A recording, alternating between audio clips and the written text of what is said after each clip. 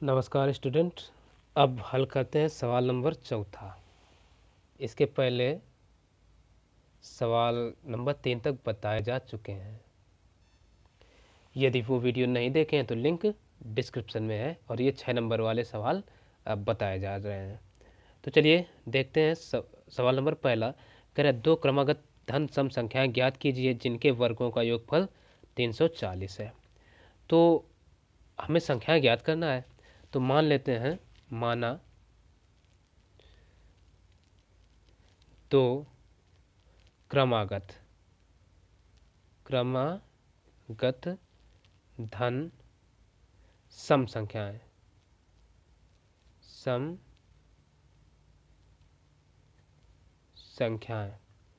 बराबर, एक तो हमने माना x, दूसरी मान ली x+2। अच्छा, अब एक बात करें, क्रमागत का अर्थ होता है क्रम से आने वाली, ठीक है ना। क्रम से आने वाली धन मतलब ऋणात्मक हो नहीं सकती। सम संख्याएं तो जानते ही होंगे, ठीक है ना। तो एक हमने x मानी और दूसरी x+2। ऐसा ही क्यों माना? बहुत से लोगों का मानने का तरीका भी अलग अलग होता है। अब देखिए, हम जैसे एक हमारी मान लो संख्या 2 एक सम संख्या है, तो अगली सम संख्या कितनी आएगी? यदि हम 2+2 करें तभी तो अगली संख्या 4 आएगी ना। तो संख्या हमारी 2, 4 हो जाएंगी। इस प्रकार से हमने एक x माना, x मान लेते हैं, कोई सम संख्या होगी तो x में 2 जोड़ दो तभी सम संख्या प्राप्त होगी। तो इस ऐसे हमने मान लिया। तो चाहे सम का है चाहे विषम, आपको यही संख्या मान करके हल कर लेना है। तो ठीक है, बहुत ही सरल सवाल होते हैं। तो देखो, मान लिया। अब देखो क्या कह रहा है, जिनके वर्गों का योगफल 340 है। अब यहीं से प्रश्न शुरू होता है। तो हम लिखेंगे प्रश्नानुसार, यानी प्रश्न के अनुसार जैसा प्रश्न कह रहा है। तो क्या कहता है, जिनके वर्गों का योगफल 340 है, यानी संख्याओं के, यानी एक तो संख्या कौन है x और दूसरा x+2, यानी इनके वर्गों का योगफल है 340।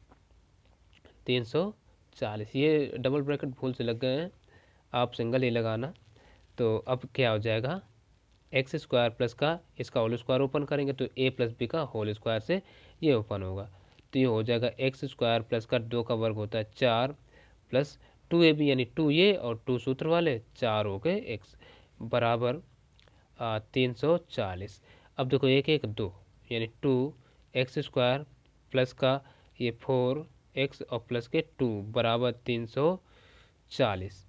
अब क्या करें, क्या पूरे से, यहाँ 4 है भाई, पूरे से 2 कॉमन ले लेते हैं, ठीक है ना। 2 कॉमन ले लेंगे, या पहले ऐसा करो इसको इधर ले आओ। तो ये हो जाएगा 2x² प्लस के 4x प्लस के ये 4 और माइनस के 340 बराबर 0। 4 में इतना घटाओ तो बचेगा 336। 2x² प्लस का ये 4x माइनस के 336 बराबर 0। 4 घट गए, ठीक है ना। तो अब 2 कॉमन लो, तो 2 कॉमन तो अंदर बचेगा, ये देखो x² प्लस के 2 का कॉमन का तो होता है भाग एक प्रकार का, ठीक है ना। तो अब ये 2x और इसके आधे हो जाएंगे 168 बराबर 0, ठीक। अब 2 को भेज दो 0 के बटे, तो पूरा का पूरा हो जाएगा 0। तो अंदर बचेगा x² प्लस का 2x माइनस 168 बराबर 0, ठीक। अब कह रहा है 168 के ऐसे गुणनखंड करो कि इसको घटाया जाए, तो घटाने पर प्लस के 2 बचे, तो 14 और 12 का गुणनखंड हो जाएंगे, ठीक है ना। तो गुणनखंड करना नहीं आता है तो आप अच्छे से और वीडियोज हमारे हैं देख लेना द्विघात समीकरण के। तो संभव तो लिंक हम कमेंट बॉक्स या से डिस्क्रिप्शन में दे देंगे। तो ये देखो, यहाँ से x² प्लस के बड़ी संख्या 14 है, तो 14x माइनस के 12x प्लस के, नहीं ये माइनस है 168 बराबर 0। अब इतने से x कॉमन मिल जाएगा, तो x कॉमन तो अंदर बचेगा x+14, यहाँ से -12 कॉमन मिलेगा तो अंदर बचेगा x माइनस के, नहीं माइनस कॉमन आ गया तो प्लस के 14 बराबर 0। अब देखो ये x+14 एक ब्रैकेट में और एक में x-12 बराबर 0। अब देखो क्या करेंगे, देखो x प्लस 14 है ना। अब यदि एक बार इसको ले लेते हैं, यदि x प्लस 14 बराबर 0, तो यहाँ से x बराबर क्या आएगा, माइनस का 14, जो कि हो जाएगी अमान्य। अमान्य भाई क्यों होगी, क्योंकि ये तो विषम संख्या आ गई, ठीक, तो मान ही नहीं होगी। अब इसको लेते हैं, यदि x माइनस 12 बराबर 0, तो यहाँ से x बराबर कितना आ जाएगा, 12, ठीक। तो अब देखो, अतः संख्याएं बराबर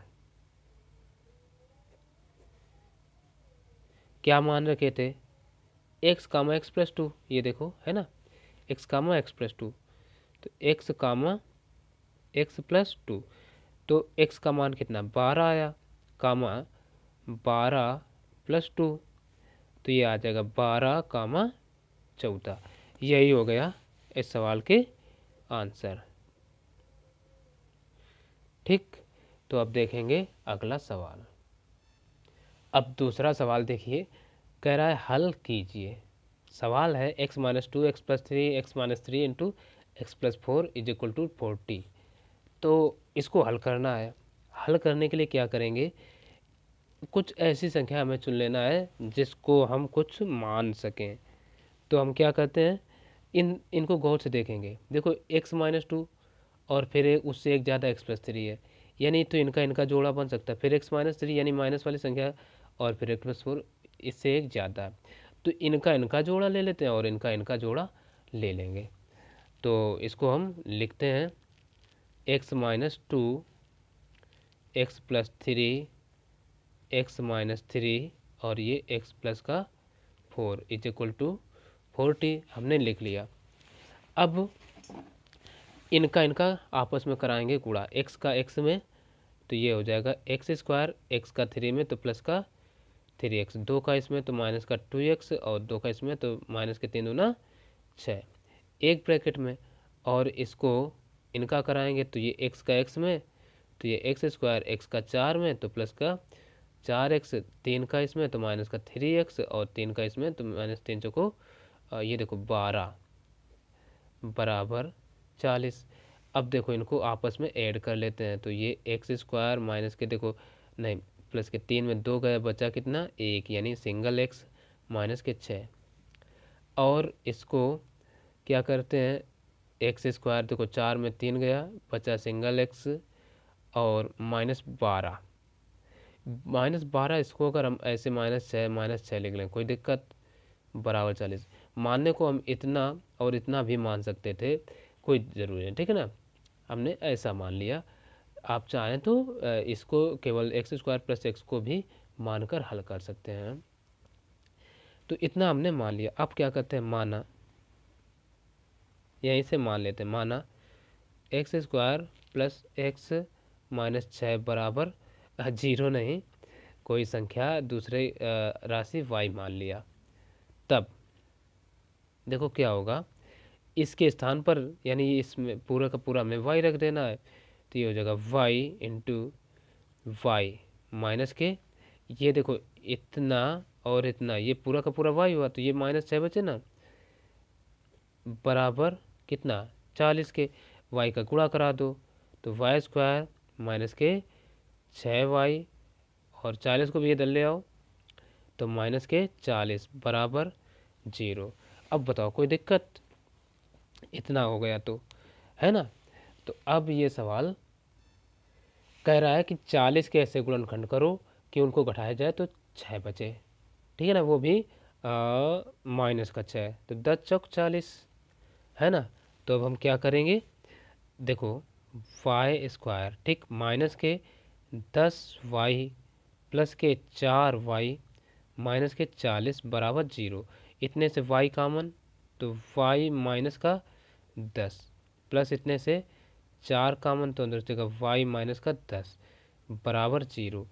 अब एक ब्रैकेट हमारा बन गया y माइनस 10 और अगला आ गया y प्लस का 4 बराबर 0। अब यहाँ से हम y के मान निकाल लेंगे। y के मान में क्या करते हैं, अब देखो पहले इसको हम बराबर करा लेंगे।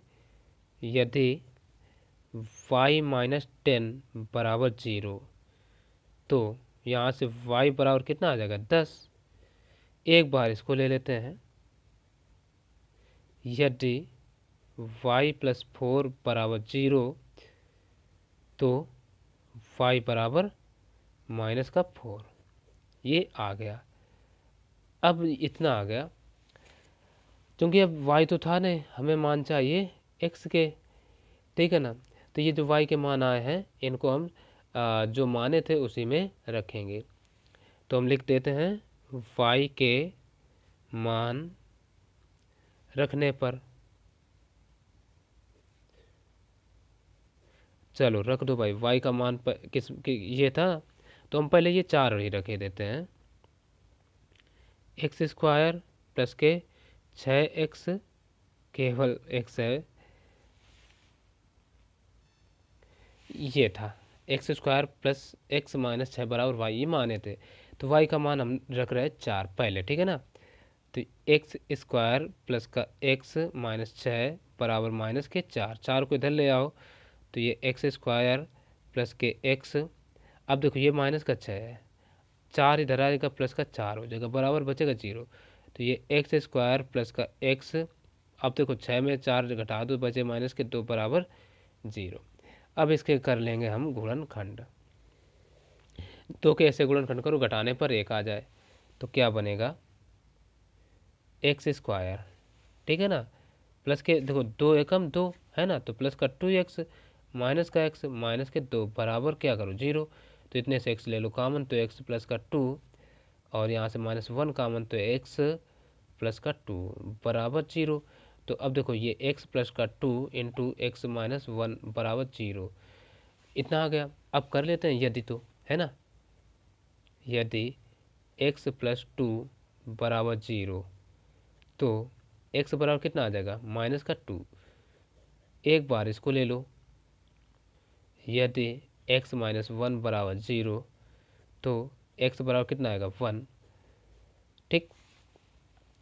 अब एक बार जो मान ये 10 आया इसको भी लेकर के आप हल कर सकते हैं, नहीं तो इसके अगर हम करेंगे तो फैक्टर बनेंगे नहीं, द्विघात समीकरण सूत्र से हल करना पड़ेगा, जो कि आप हल करके देख सकते हैं। तो यही हम लिख देंगे, अतः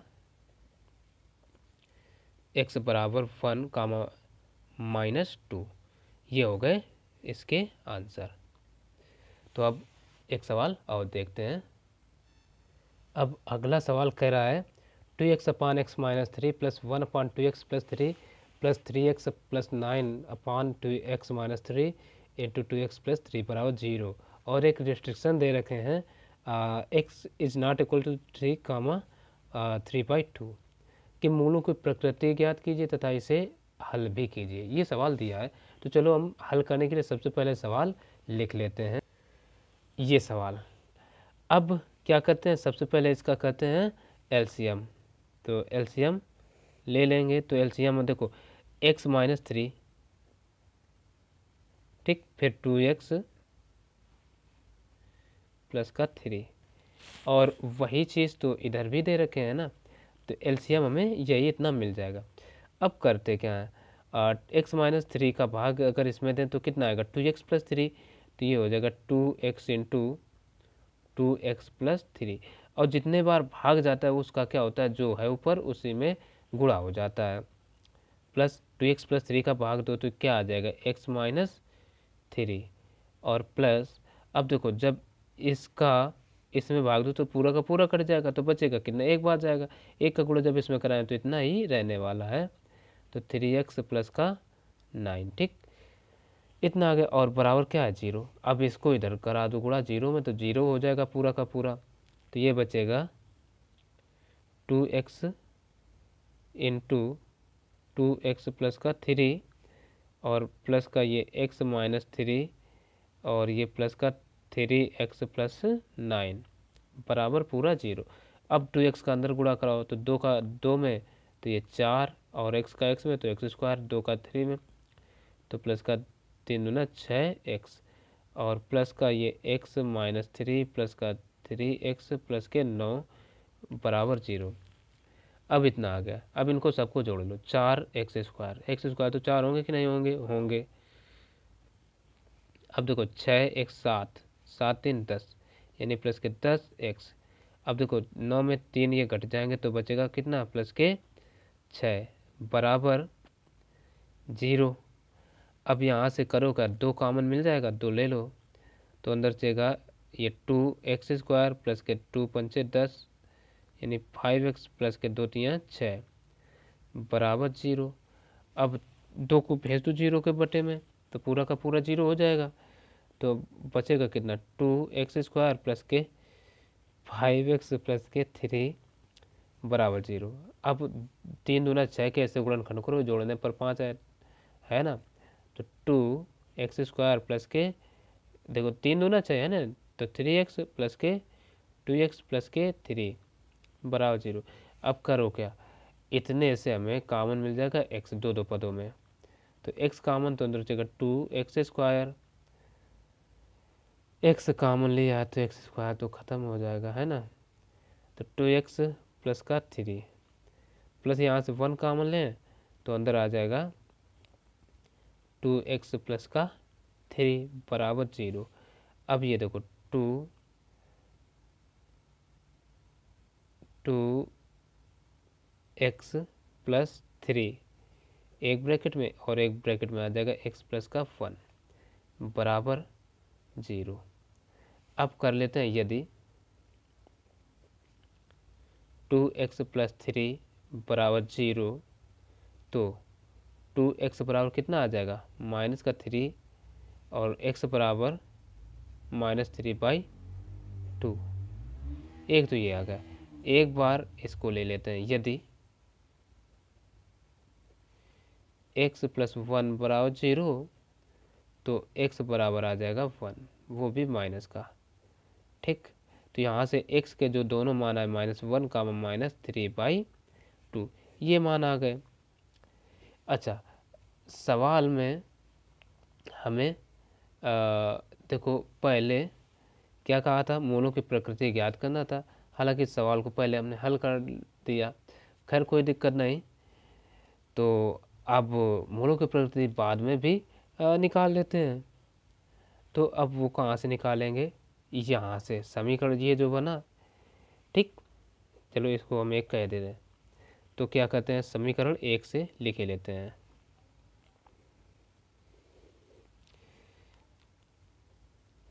समीकरण 1 से 1 क्या कहता है, एक देखो दे रखे हैं 2x² प्लस के 5x प्लस के 3 बराबर क्या है 0। तो यहाँ से a बराबर क्या निकालेगा 2, b बराबर 5 और c बराबर ये 3। देखो a होता है x² का गुणांक, b होता है x का गुणांक और c होता है असरपद, ठीक है ना, सब हमने लिख लिए। तो अब जब सब लिख लिए तो जब मूलों की प्रकृति ज्ञात करने के लिए हम क्या करेंगे, इसका विविध कर निकालेंगे, ठीक। अब देखो विविध कर, इसको हम कैपिटल D लिखते हैं, D बराबर होता है b² - 4ac, ये होता है। और मूलों की प्रकृति ज्ञात करने के लिए इसके देखेंगे निकाल करके, तो रख दो मान, क्या आ जाएगा, b का मान क्या है 5, तो 5 का स्क्वायर -4 इंटू a का मान कितना है 2 इंटू c का मान है 3, तो ये आ जाएगा 5 25 -4 दूना 8 त्रिक 24, तो ये आ जाएगा 1, यानी d बराबर 1 आ गया। तो अब यहाँ हम क्या कहेंगे, चूँकि d कैसा है, 0 से बड़ा है, छोटा है या बराबर है, तो बड़ा है, तो हम यहाँ दिखाएंगे d इज ग्रेटर देन 0, इसलिए, ठीक है ना, मूल कैसे होंगे, मूल बराबर होंगे, मूल बराबर, ठीक, बराबर होंगे तथा मूलों की प्रकृति कैसी होगी, वास्तविक, तथा मूल वास्तविक और असमान होंगे, असमान होंगे। ये हमें मूलों की प्रकृति बताना था। इस प्रकार से हमने पूरा का पूरा ये सवाल हल कर दिया। तो आज इस वीडियो में इतना ही, मिलेंगे फिर अगले वीडियो में, तब तक के लिए नमस्कार।